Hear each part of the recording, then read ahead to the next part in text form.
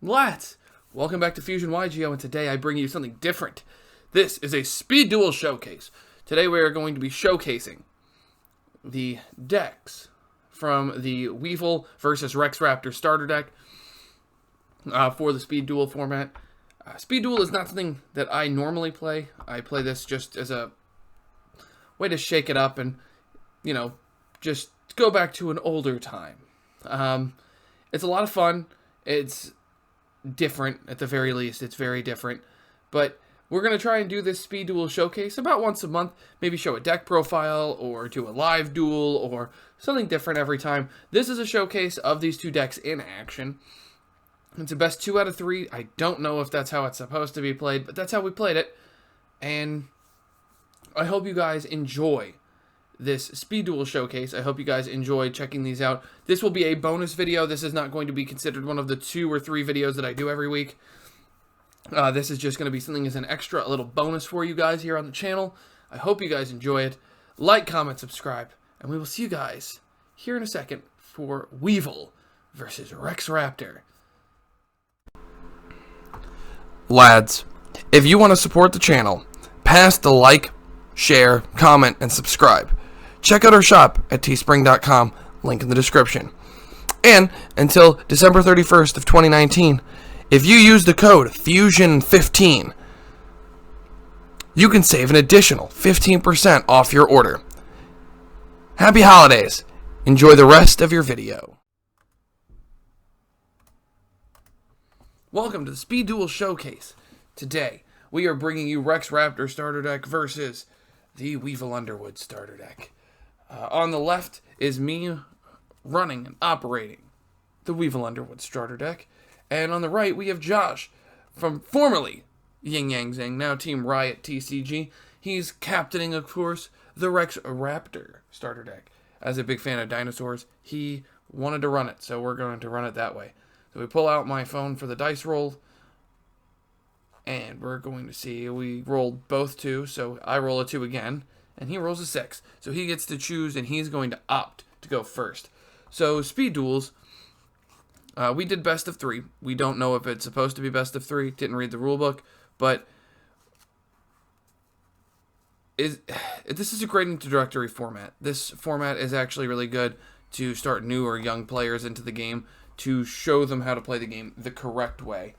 In a different kind of format that's a little faster paced, a little easier on the rule base and things like that. So it's actually really good to help the learning curve, to accelerate the learning curve, if you will. So we're going to start out this game here in a minute with Josh making the first move. And he starts with card advance. So card advance lets him look at the top 5 cards of his deck, put them back in any order. And then you contribute summon 1 normal monster.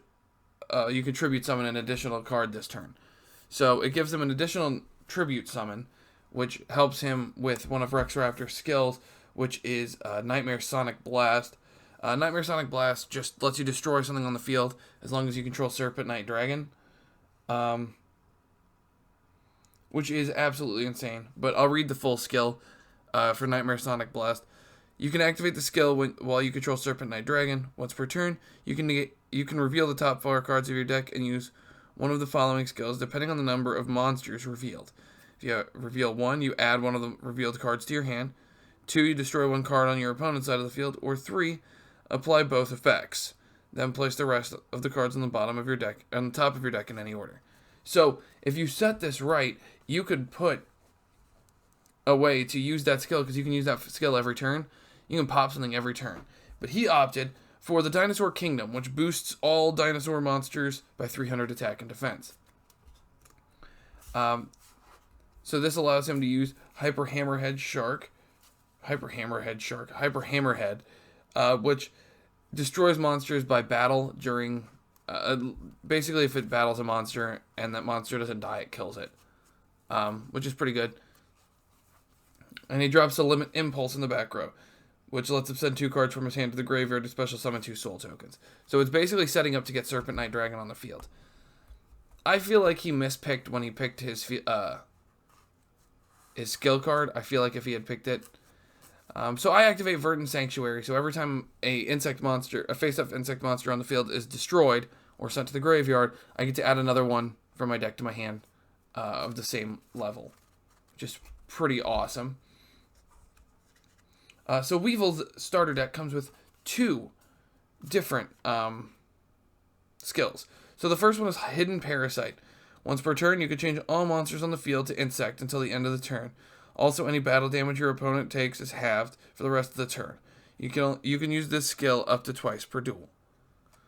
The other skill, reading it back, is you can activate this skill while you control a level 3 or lower insect normal monster. Discard 2 cards and tribute 1 level 3 or lower insect normal monster you control to special summon 1 perfectly ultimate Great Moth from your deck, ignoring the summoning conditions from your hand or deck. Ignoring the summoning conditions, and any damage your opponent takes is halved. So, I used Enchanting Fitting Room, paying 800 life points, to be able to mill the top 4 cards of my deck, and I get to special summon all excavated level 3 or lower normal monsters, which I only hit my basic insect, because he's basic. So, he misplays, and I let him take it back, because he knows what the four of the 5 cards are. So he already set the order in the optimal way for the 5.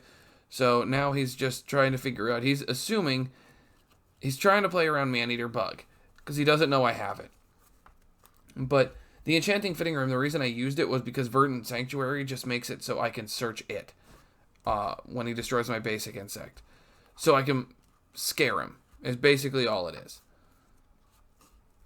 So he attacks with Hyper Hammerhead, destroying the basic insect.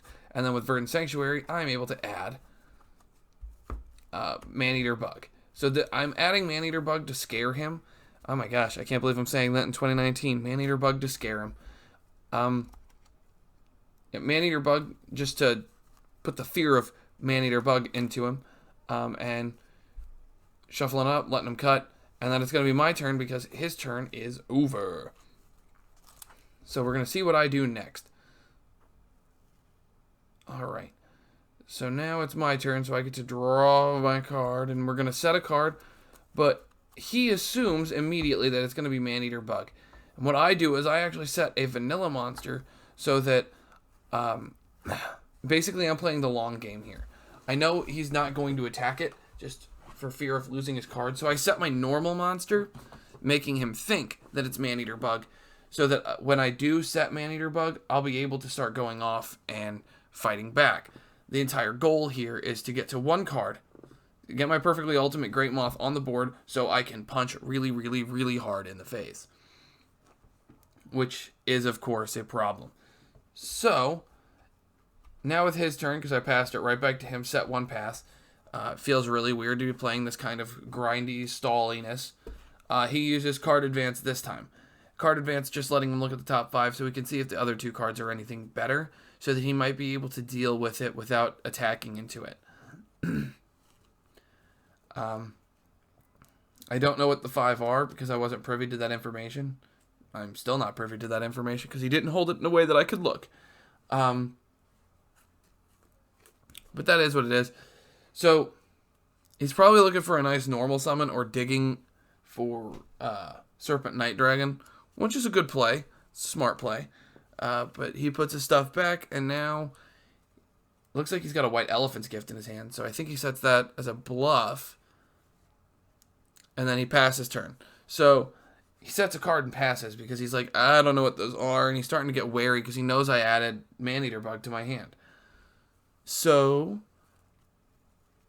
next up is going to be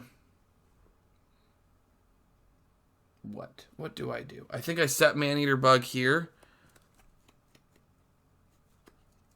And I'm double checking what it does. So I think I set Maneater Bug and I set another card and I pass. I think I set a card. Let me check. We're going to find out together. I think I just... No, it's just set Maneater Bug pass. Yep, so I just passed turn back to him. So he draws. We can't see what he's got. But...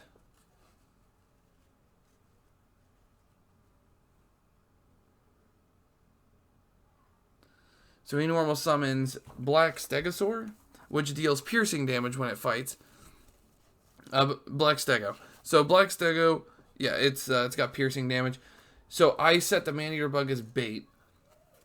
And I believe he actually swings into it with Black Stego, and then I'm able to pop his Hyper Hammerhead. So we're going to find out. I believe that's what happens. Let's see here. Black Stego attack. Yep. He attacks into Man-Eater Bug, popping that with the flip effect. So that, and then I take the piercing damage. So I take 900, I believe. Yep, 900. Hey, look at that. And we're down to 2,300. He's still at full because I haven't been able to... Well, I have, but I haven't amassed an offense yet. And he's thinking that I've got the hidden Parasite, I think, at this point. But Hyper Metamorphosis is the actual skill I have. And you're about to see that in full force. So, I draw for turn. And I think I activate my spell now. The spell I just drew, which is Electro Web. Electro Web, is that what it's called? Let me double check what it's... Insect Neglect, sorry. And it just prevents... when your opponent monster declares an attack, you can banish an insect monster to negate the attack. So, it's basically a negate attack in that respect. But I flip my Winged Cleaver, and I use my skill Hyper Metamorphosis. Here we go. So I discard 2, and tribute that to summon 1. So I have to discard my 2, so I think I discard... Yeah, those 2. I don't know which 2. Petite Moth and something else. And tribute him to summon out Perfectly Ultimate Great Moth in 2019. What a wild concept. So Perfectly Ultimate Great Moth goes up, and now he's like feigning an activation, but he hasn't got anything. We made a joke. He goes, bottomless trap hole. Obviously, that's not something that exists in this game. So I summon that, and then I go for... I believe I flip summon the other card as well. I summon Beatron, because Beatron is insanity. His effect doesn't come up, but he's actually pretty good. So, Beatron lets you tribute or send a face-up spell or trap to the graveyard to target one level 4 or lower insect monster in your graveyard and special summon it. So, he's a free special summon. The other guy, Gokapon, when it's destroyed by battle and sent to the graveyard, you can add an insect with 1,500 attack or less from your deck to your hand. So, it's Sangan for bugs. So I made a mistake here, but he didn't have anything, and he knew his top deck, so he didn't have anything to be able to outgrind me, so he scoops it up. We scoop it up here. I should have halved the battle damage, but I didn't, and that's on me. So, now we're just discussing a couple of key points, resetting our skills, and we're going to Game 2. So Game 2, like we said before, he since he lost that game, he gets to choose. So I think he's going first again. Yeah, he's going first again. So with that, he's going to activate Summoner's Art. With Summoner's Art, he gets to add a level 5 or higher normal monster from his deck to his hand. And with it, I think he adds... In this deck, if you use the other skill, if he was using the Nightmare Sonic Blast, it's the perfect way to get Serpent Knight Dragon directly from his deck to his hand, which is what he does. He actually adds it. Serpent Knight Dragon is big, and it's with the skill effect, it's just absolute insanity. So he adds it, he shuffles his deck up, and then passes it back to me. This is not as much of a searchy kind of game, so next up he's going to play... I forget what he plays. I think he summons Twin-Headed King Rex. I am right, Twin-Headed King Rex. The OG. So he summons that, and I believe he activates his Dinosaur Kingdom, and I believe he passes turn.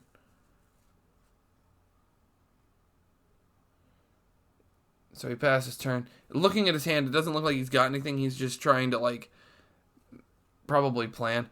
And I realize now, I was looking at my hand, and in the insect deck, it actually comes with a copy of Eradicating Aerosol, which destroys all insect monsters on the field, which is wild.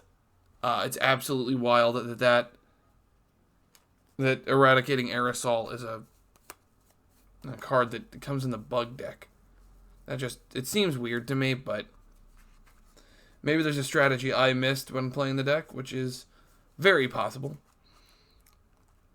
So I normal summon my basic insect. In this game, I am playing no games. So I tribute basic insect and discard 2, which is Eradicating Aerosol and something else, Gakapon, and I summon out Perfectly Ultimate Great Moth. This time I do make sure that we have the battle damage, but let's see here. So we summon the Perfectly Ultimate Great Moth, and then I normal summon, or I've already normal summoned, so I can't normal summon, but I can attack. So I swing, and he summons the Ordinary Gentleman. Is that this card's name? I always screw this card's name up, so we're going to look it up. Oh, Gentlemander. So Gentlemander just lets him summon himself. It's 1,200, and it forces the attack to attack him. So 35 minus 12, cut in half. It's still a lot. It's 23, so it's 1150, I think, is the damage. So he ended up keeping his Twin-Headed King Rex, which was a good play. And now he's got an opportunity to actually make a... He had an opportunity to make a really good play, but he miscalculates here.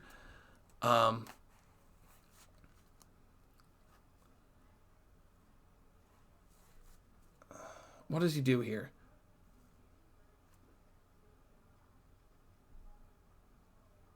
Oh, no. Oh, oops. So he drew a second time. And I don't think either one of us caught that he had already drawn for turn. Oops. Misplays happen. But he uses cost down. He summons out Black Tyranno by tributing his Twin-Headed King Rex. And then discarding Serpent Knight Dragon. So now he's able to normal summon his Black Tyranno, which is 2,900 under Dinosaur Kingdom. But he thought for sure that the reinforcements he set would bring it up high enough at 34. It's still 100 stronger. He doesn't have anything in terms of pure attack that can rival Perfectly Ultimate Great Moth. And since I knew his skill card already, it gave me the knowledge that I needed to be able to. So he shotguns that reinforcement because he wants to be able to survive a turn. And now we're realizing, yeah, you screwed the pooch on this one, bud. So I think I just normal summoned Beatron. He has now used all his cards. So he has no cards in hand, and he's got a 3,500 body that he's not stronger than.